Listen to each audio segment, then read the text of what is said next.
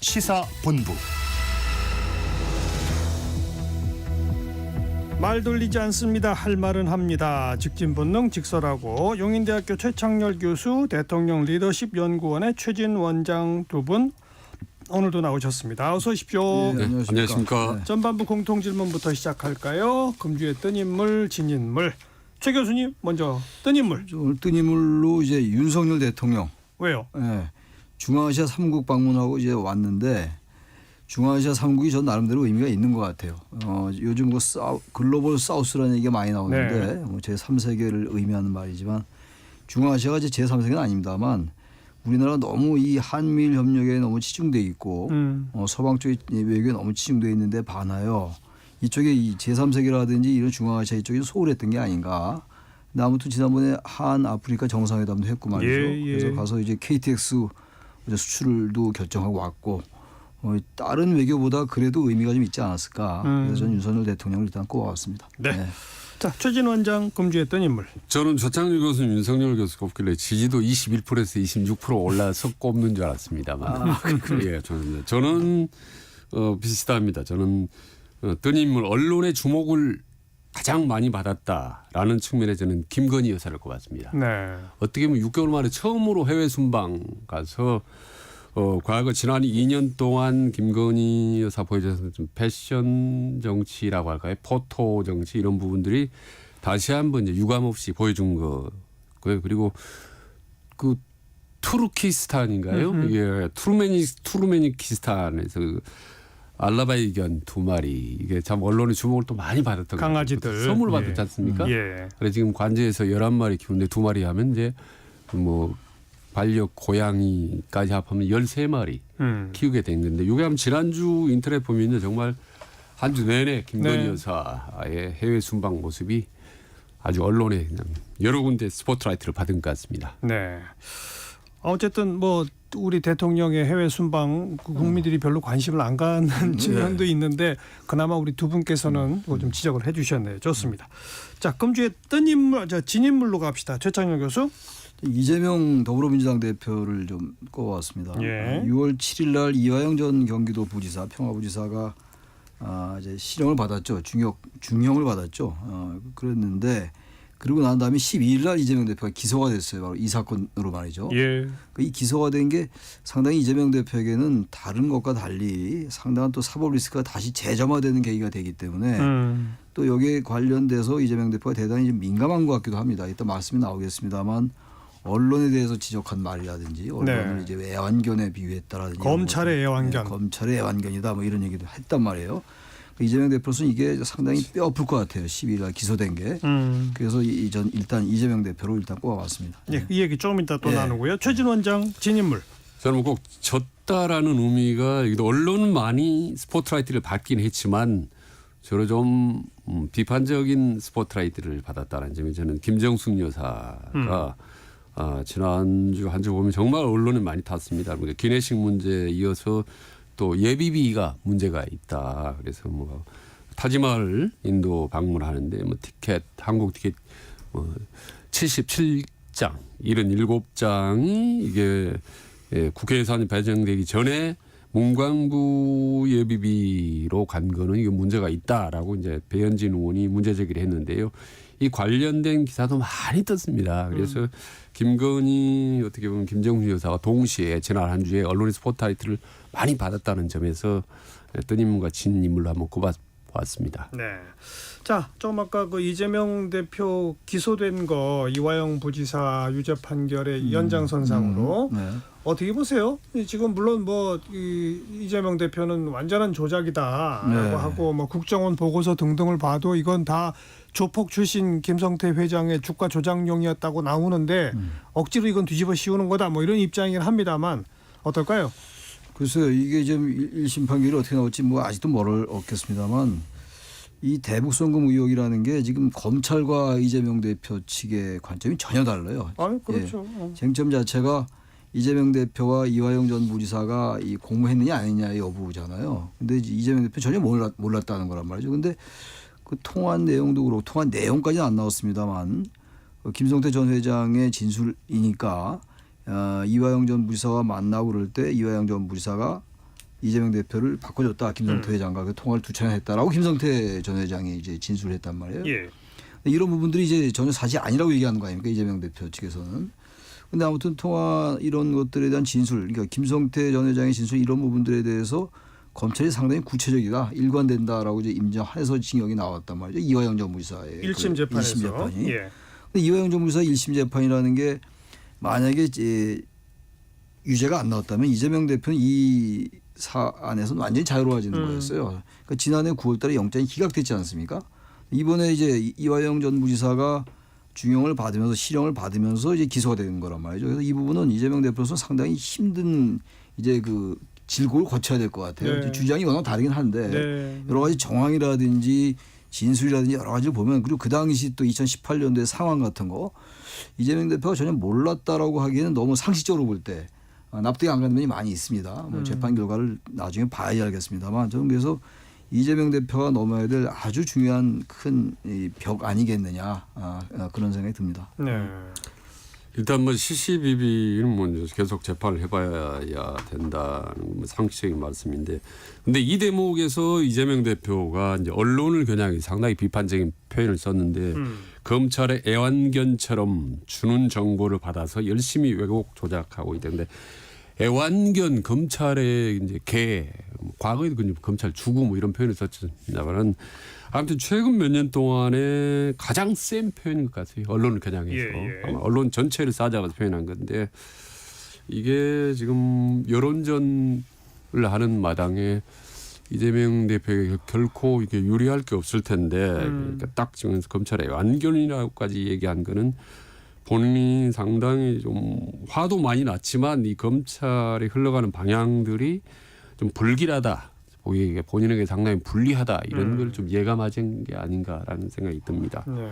그리고 검찰이 이걸 이제 서울중앙지법이 아니라 수원지법에 그 기소를 했고 재판부 자동 배당 시스템에 의한 거라고는 하지만 어쨌건 이화영 전 부지사에게 중형을 선고한 바로 그 재판부에게 그렇죠. 형사 11부 배당이 됐단 말이에요. 그렇습니다. 이걸 두고 뭐 민주당 측에서는 검찰의 무슨 뭐 재판부 쇼핑이냐 뭐 이런 반발도 나오긴 하는데, 어찌 보면 같은 사건의 연장선상이니까 그 법원이 다루는 게 맞는 것 같기도 그렇죠. 하고, 예. 또 반대로 보면 이화영 전 부지사에 대한 예단을 가지고 이재명 재판을 할 수 있지 않느냐라는 또 주장도 일리가 있어 보이고, 예. 그거 어떻게 보세요? 근데 이게 지금 법원의 설명은 자동 이 시스템에 배정이다. 의해서 배정이 예. 된 거라서 어차피 50대 50 확률이에요. 2분의 1 확률이기 때문에 이걸 검찰이 일부러 법원이 그렇게 배당했다고 볼 근거가 좀 약해요. 그게 사실 그러면 신진호 판사가 아니고 다른 형사 14부에 배당됐으면 이런 말이 안 나왔을 텐데, 결국 이제 이화영 전 부지사의 사건과 이재명 대표의 사건이 어떻게 보면 결부돼 있다라는 것을 반증할 수도 있어요. 그 부분이 유난히 예민하잖아요. 정말로 잘못이 없고 아무런 뭐 이재명 대표와 이화영 전 부지사가 전혀 공모하지 않았다면은 뭐 이렇게 민감할 필요 없거든요. 근데 말도 지금 애완견이라는 이제 거의 극단적인 발언도 나오고 말이죠. 전 그래서 이런 부분에 대해서 게다가 여러 가지 법안도 지금 발의하고 있는 상황이고, 민주당이 말이죠. 그래서 이재명 대표의 사법 리스크와 관련돼 있다라고 유추할 수 있는 여러 가지 상황들이 있어요. 지금 정황들이. 예. 그래서 지금 민주당이나 이재명 대표가 너무 과도하게 민감하게 반응하는 게 일반 이 재판이 어떻게 나올지 모르는 유권자들로서 우리 국민들로서는 이게 뭐가 있나, 왜 저렇게 민감한가라고 생각할 수도 있어요. 네. 약간 과도하게 민감하다는 생각이 좀 들긴 합니다. 오히려 역효과를 가져올 수도 있다. 그렇습니다. 저는 뭐 검찰은 항상 뭐 비판을 받아왔으니까 뭐 그렇다 치고, 재판부가 만약에 이재명 대표 유죄 판결을 했을 경우 어떤 반응을 보일지가 상당히 궁금합니다. 그 재판 결과도 그렇지만 지난번에 보면 조국 의원이 2심에서 지금 예상을 깨고 불구속 수사를 받았지 않습니까? 예. 그때는 재판부를 향해서 뭐 이렇게 정치적이다라고 뭐 비판하거나 뭐 그러지는 않았거든요. 그러니까 지금 보면 뭐 여야 불문하고 일단 뭐 검찰이든 재판부든 일단 불리하게 판결이거나 수사를 하게 되면 무조건 비판하는 것. 그러니까 어떻게 보면 검찰은 정치권의 독립국이나 다름없고 항상 형평성 시비에 휘말렸던 게 그 검찰의 현주소인 것 같고요.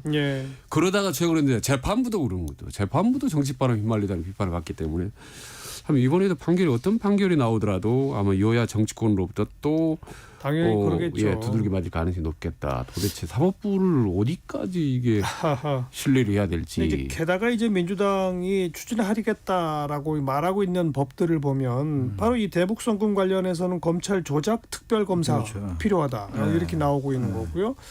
뭐 표적 수사 금지법, 뭐 피의사실 공표 금지법, 수사기관 무고죄 뭐 이런 얘기도 나오고, 뭐 판사 선출제 뭐 이런 이야기도 나오고, 이런 어찌 보면 이재명 사법 리스크를 입법권을 사용해서 막아보려고 한다라고 하는 식의 역풍을 빚을 수도 있는 이런 공세 어떻게 보십니까? 아니 그러니까 이게 방탄국회다, 방탄정당이다 이런 건 대체로 체포동의안에 관련된 거였어요. 그래서 예. 체포동의안을 이제 부결시키는, 그래서 아예 판사 앞에 가서 영장심사를 받지 못하게 하는, 이게 이제 이른바 국회의원의 특권들 가지고 이게 방탄하는 거 아니야, 이렇게 요 정도에 그쳐왔는데, 그게 이제 과거의 과거의 방탄이라는 얘기들이 모습이었죠. 방탄인데 지금은 예상을 뛰어넘는, 상상을 뛰어넘는 이제 입법을 가지고 이제 하는 거거든요. 지금 쭉 뭐 말씀 잘 하셨습니다만 수사기관 무고죄라니 표적수사 금지법 이런 것들 일반 비법조인들 입장에서 봐도 이런 식으로 하는 건 만약 이재명 대표의 이 사법적인 문제가 없었으면 민주당이 이런 법안을 발의할까? 그런 유추가 충분히 가능합니다. 그런 의구심은 합리적이라고 저는 봅니다. 그럼 이런 법안을 지금 계속 판검사 탄핵 소추 관련 발의 검토도 하고 있다라고 얘기하고 있고, 이렇게 되면은 정치의 사법화다, 뭐 사법이 정치화다라는 얘기를 많이 합니다. 그게 상당히 문제라고 하는데, 우리 정치가 사법에 의해서 완전히 지금 묶여 있는 상태이고 사법도 정치화될 수 있는 이런 상황에서 사법부를 너무 끌고 들어가는 것 같거든요. 예. 그러니까 이제 사법부와 검찰, 이른바 사법기관 전체를 이재명 대표와 관련시켜서 자꾸 엮어진 듯한 느낌이 들어요. 그래서 이거는 좀 다른 표현으로 하면 너무 법만능주의 아니냐, 특히 특정 인에 관련해 가지고 말이죠. 그러니까요. 그런 비판 충분히 가능하다고 봅니다. 네.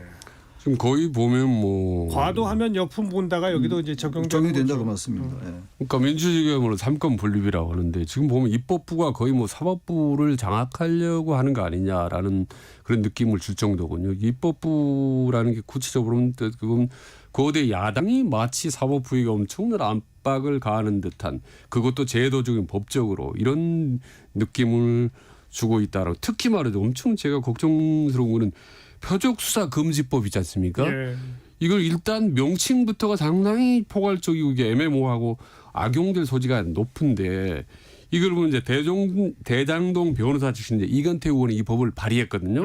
근데 이게 내용 보면 표적 수사로 의심할 만한 상당한 이유가 있으면 영장 청구를 기각해야 된다. 이게 아주 애매모호해요. 이거는요, 정권이 바뀌어도 항상 야당이 악용할 수 있는 소지가 다분한 법입니다. 거기다가 또 하나 수사기관 무고죄, 이건요 수사기관이 증거를 조작하거나 위증을 강요할 경우 처벌한 내용을 처벌한다, 이렇게 담았거든요. 모든 수사기관이 증거를 조작했고 이건 위증을 강요했다라고 피의자나 피고가 주장을 해버리면 이걸 어떻게 아니라고 검찰이 주장을 반박을 해야 되는 겁니까?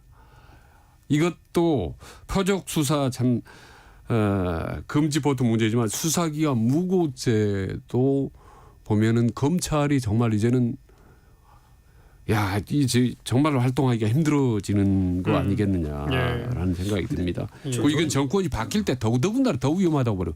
오히려 이 야당 되면 또 이걸 악용하지 않겠습니까? 전 좀 이상한 게, 이상하다기보다도 좀 납득이 안 가는 게, 민주당에서 여러 가지 다양한 의견이 나올 수 있잖아요. 이런 법이 일리가 있다고 하는 사람도 있을 것이고, 네. 뭐 논리를 세우기 나름이니까.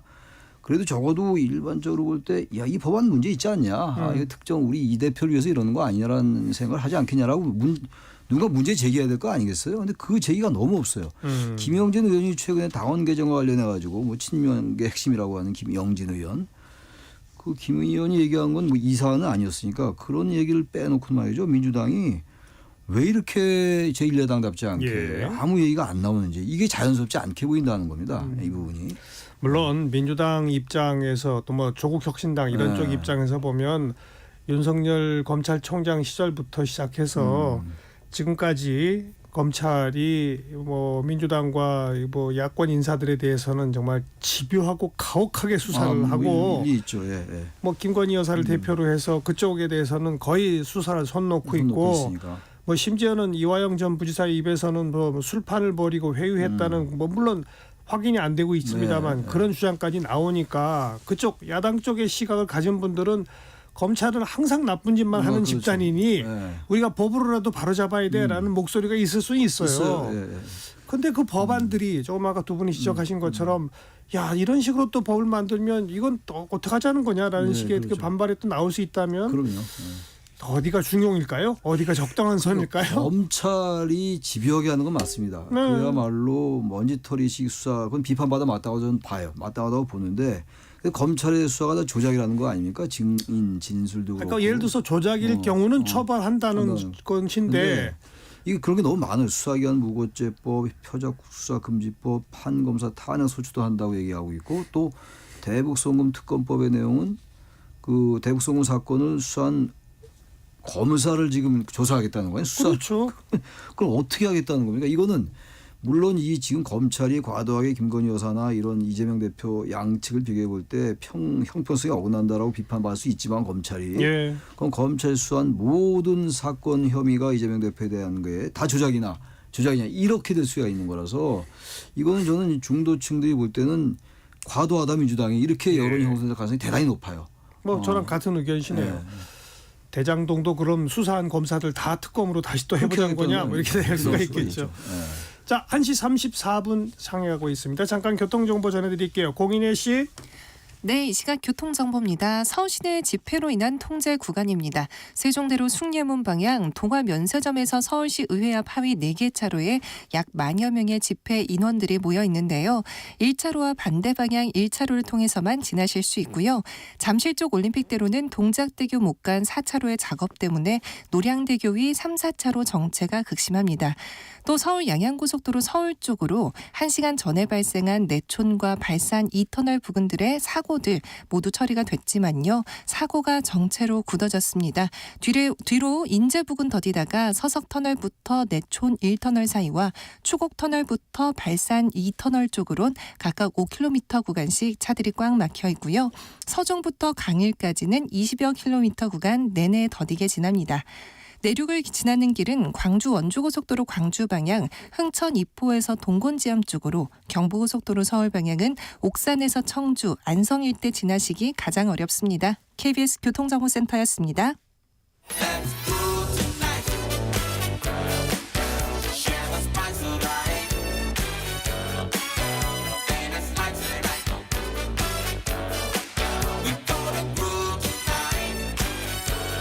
국민 MC 정관용 KBS 1라디오 정관용의 시사본부. 들어보면 달라요.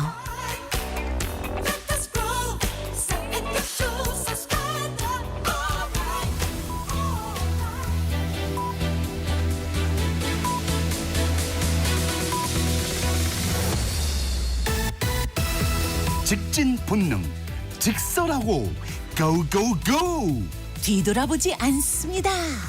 정관용의 시사본부.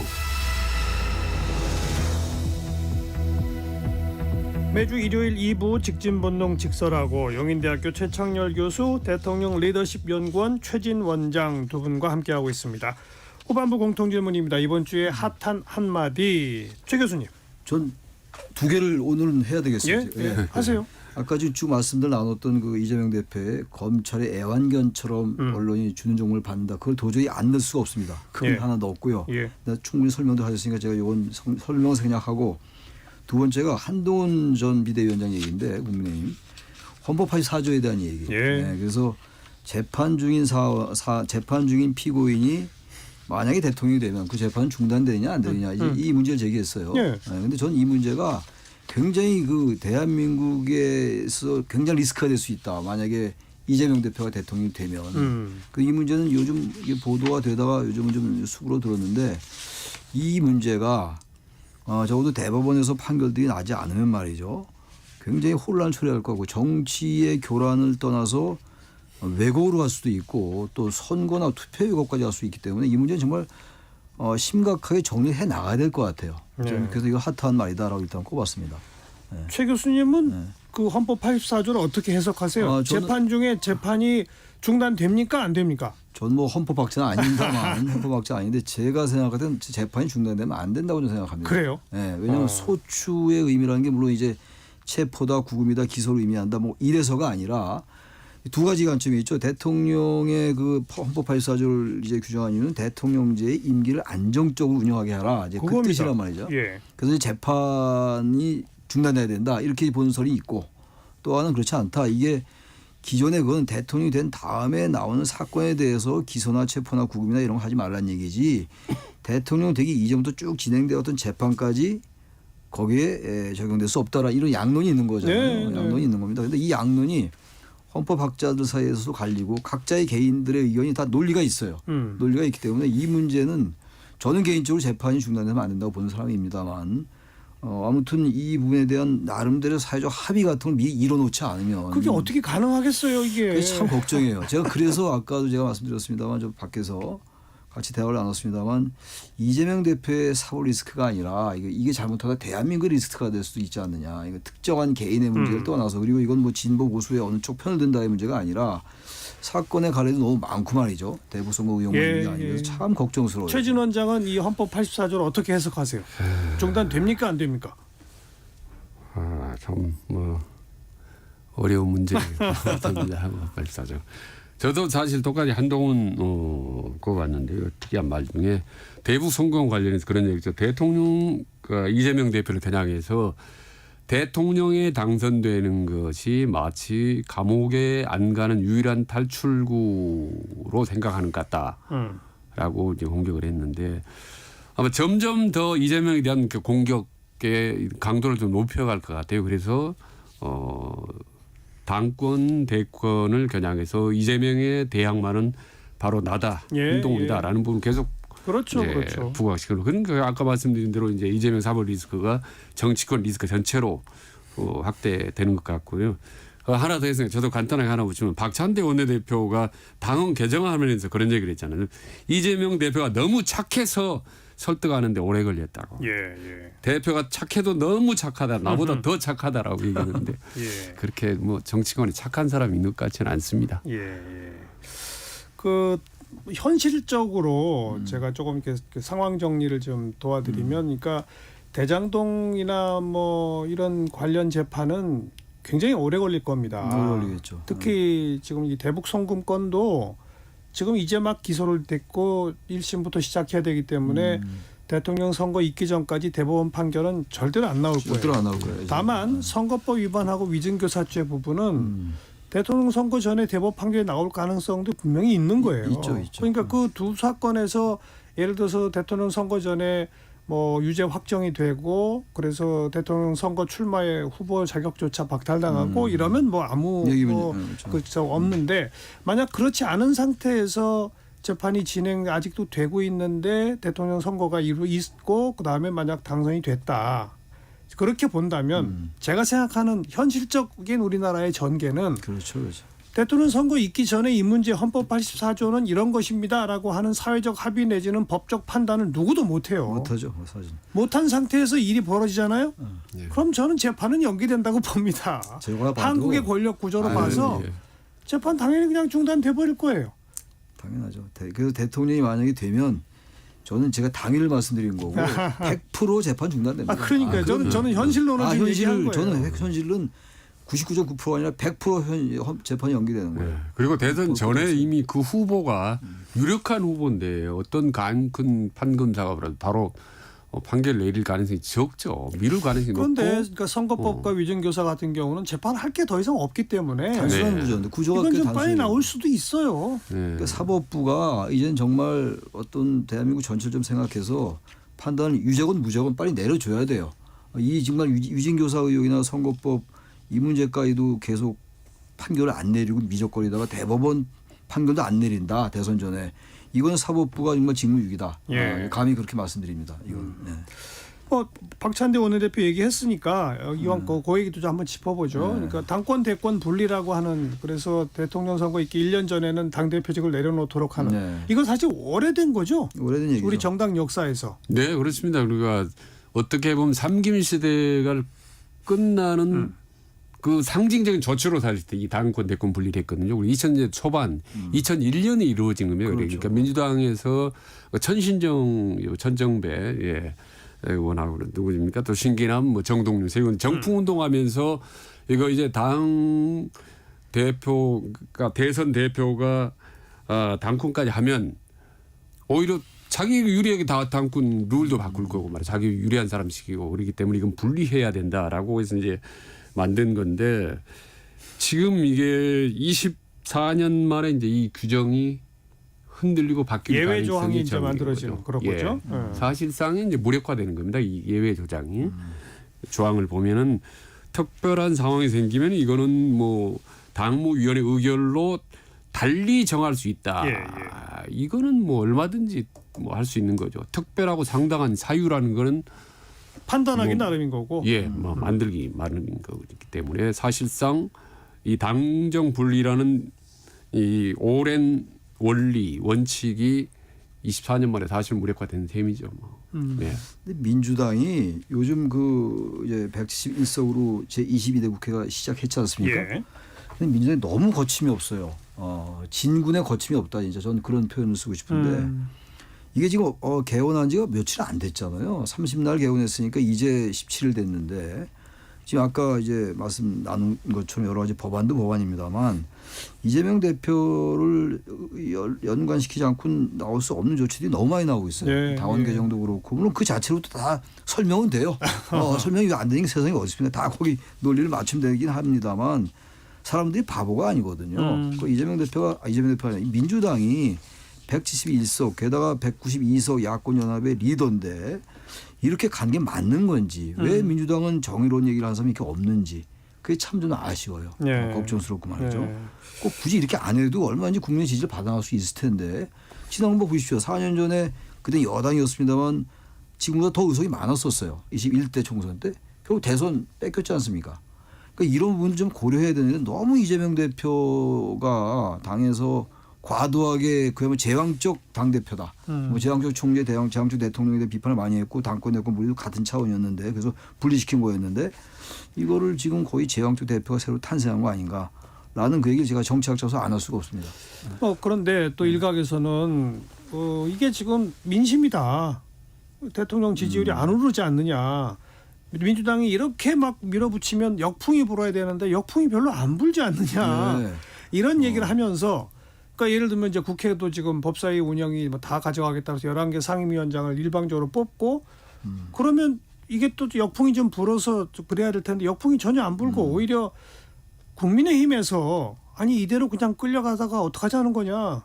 7개라도 받자. 그게 현실적이지 않느냐는 얘기가 또 나오고 이런 역관계가 또 바탕에 깔려 있는 거 깔려 아닙니까? 있죠. 그런데 민주당의 정당 지지도 또 그렇게 어떤 경우는 높지 않아요. 낮게 예. 나오기도 하요. 근데 저는 그래서 오히려 이 역설적으로 독립 변수가 윤 대통령입니다. 네. 여권이라고 얘기하고 제가 그건 물론이죠. 윤 대통령이 잘하면 지금 이 말한 게 그렇게 안 될 거예요. 근데 윤 대통령이나 여권이 너무 지금 무력하고 쇄신도 하지도 않고 혁신도 보이지도 않고 2달 내내 선거인 다음에 한동훈이 나오냐 안 나오냐 가지고만 하고 이러니까 국민들이 윤 대통령을 지지율이 뭐 지난주에는 조금 갤럽이 오르긴 올랐더라고요. 윤 대통령 지지율이 올랐는데 바로 그래서 민주당의 지지율이 상대적으로 높게 나오는 것처럼 보이는 겁니다. 이게 바로 그런 점, 예, 죄송합니다. 바로 그런 점에서 이제 민주당 역풍이 불지 않지 않습니까? 네. 그리고 이제 근데 그 역풍이 불지 않는 게 더 저는 위험스럽다고 보는 거죠. 불지 않기 때문에 마음대로 한다라고 하는 거죠. 지금 국회의장 후보 선출 지금 권리당원 이것도 바꾸지 않습니까? 지금 룰 바꿔서 투표에 20% 반영한다고 했는데 말이 당심 권리당원 뭐 20%라고 하는데 사실 강성당원들이 참여해야 돼서 다음에는 훨씬 더 쉽게 강력한 당권을 쥐은 사람이 국회의장도 좌지우지 사실은 구도가 더 저는 오히려 쉬워졌다고 보는 건데 저희는 더 그런 점에서 저는 조금 전에 제가 하신 정말 이재명 대표의 어떤 1인 독주 뭐 나경원 같은 건 무슨 뭐 독재자 예행 연습하느냐인데 이런 어떤 독주 체제가 언젠가 저는 어느 순간 역풍으로 확 다가올 수 있기 때문에 지금은 안 불지만 예. 쌓이고 쌓여서 크게 올 거다. 쌓이고 한다는 그렇게 보신다? 예, 그래서 잘 나갈 때 잘하자 하는 말이 그래서 나온 겁니다. 네, 이게 아까 최 교수도 언급했지만 이게 상대적인 게 윤 대통령에 대한 인기가 너무나 없고 또 인기가 없을 뿐만 아니라 그 총선 끝난 직후에는 정말 당장 무슨 큰일이라도 할 것처럼 총리 뭐 내각 뭐 사표 다 내고 근데 사실 비서실 개편한 거 외에는 아무것도 없어요. 한 게 없습니다 지금. 예. 워크숍에서도 아무 절박감도 안 보이고. 이제 와서 뭐 중폭의 개각이 있을 듯한데 네. 당장 발표는 어려울 듯 뭐 이렇게 나오니까. 게다가 뭐 총리도 계속 유임되고. 그러니까 말이에요. 근데 또 하나 특이한 게 지금 윤석열 대통령 지지도가 20% 초반 중간이고 완전히 정말 형편없는데 정당 지지도를 보면요. 오히려 국민의힘이 더 높습니다. 지난주에 갤럽 했을 때도. 왜? 비슷하거나 더 높아요. 그 얘기는 무슨 얘기냐면 대통령이 싫은 건 싫은 거고 그리고 정당에 대해 또 별리 평가한단 말이에요. 정당이다 민심도 따로 있는 거예요. 근데 민주당 문제 많다 이렇게 보는 거죠. 이재명 대표에 대한 대선 주자 지지도는 여전히 1위란 말이에요. 그것도 굉장히 아이러니컬하다고요. 예, 그것도 아이러니한 이재명 대표 건데 1위 아닙니까? 1위는 1위인데 굉장히 높진 않아요. 높지는 않죠. 낮죠. 예. 낮은. 그러니까 그만큼 여권에 예. 주자가 없다는 얘기입니다. 예. 그러면서도 예. 민주당이 또 지지도는 낮고 말이죠. 오히려 국민의힘이 그리고 당 떨어지고. 지지도에서는 조국 혁신당 지지도도 다 같이 봐야 돼요. 같이 또. 나와요. 네. 같이 나와요. 네, 같이 네. 나와요. 자, 국민의힘 한동훈 출마는 뭐 완전히 100% 200% 확실하죠? 뭐 그렇게 봐야 됩니다. 예, 봐야 될 것 같습니다. 아니라 봐야 되는데 전 나옵니다라고 봅니다. 이제 안 나올 수가 없어요. 이제 와서 안 나오면은 이제 나오면 어대한입니까? 어차피 대표는 한동훈입니까? 뭐 저는 어짜 들어가는 거 되게 싫어하니까 그 말씀 제가 안 쓰기가 싫고요.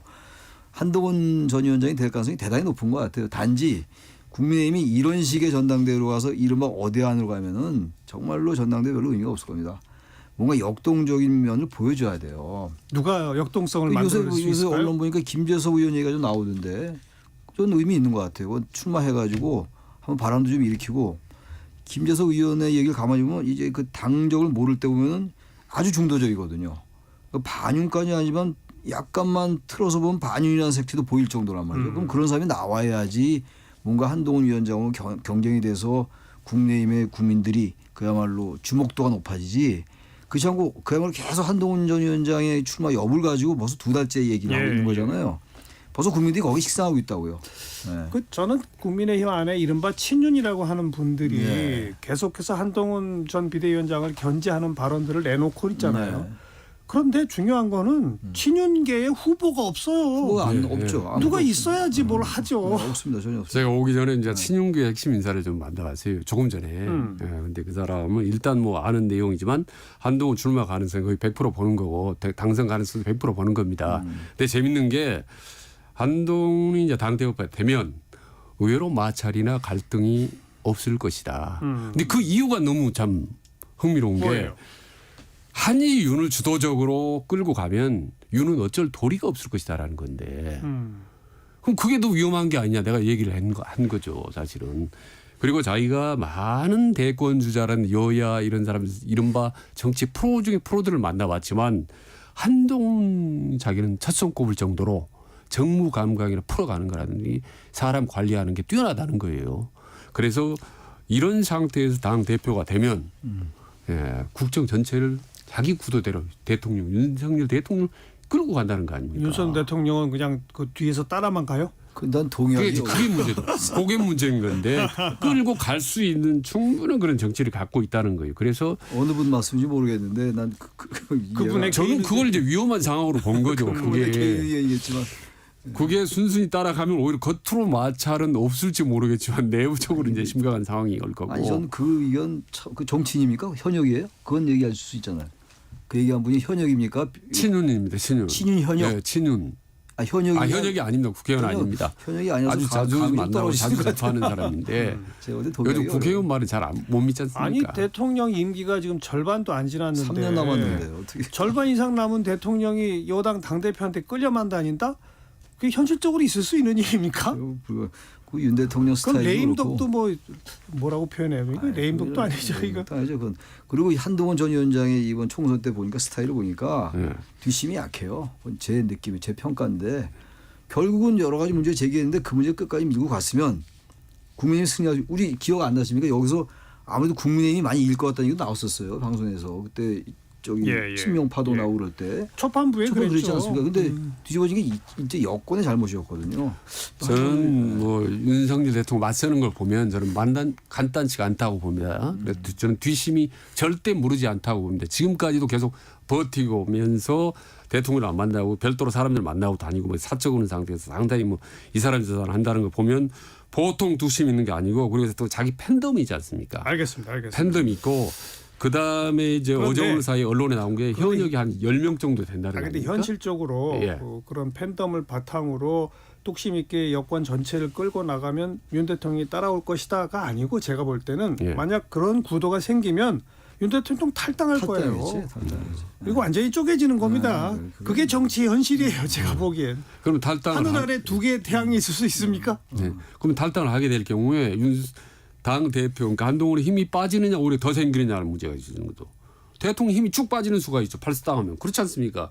그리고 현역 의원들 중에요. 당이 분화가 친윤 되겠죠. 있는데 친윤이 강성 친윤 선봉장 없어요 별로. 문제는 이제 그럼 이제 그 여권 보수의 분화가 일어나는 거니까 친윤과 비윤이 갈라질 거라고요. 갈라져서 예. 둘 다 힘을 잃는 거죠. 그렇게 지금. 돼요. 그렇게 되면 후반기로 가면 당 힘은 당으로 쏠릴 수밖에 없는 거죠.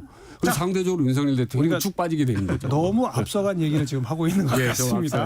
앞서간 얘기입니다. 가정을 거듭해서 여기 얘기는 조금 나중에 하는 게 좋을 것 같고요. 여기서 오늘 마무리 짓겠습니다. 직진본능 직설하고 용인대학교 최창렬 교수, 대통령 리더십연구원 최진 원장 두 분 수고하셨어요. 네, 예, 고생하셨습니다. 감사합니다. 네, 나훈아가 부르는 테스 형 함께 듣고요. 저는 다음 주말 뵙죠. 안녕히 계세요.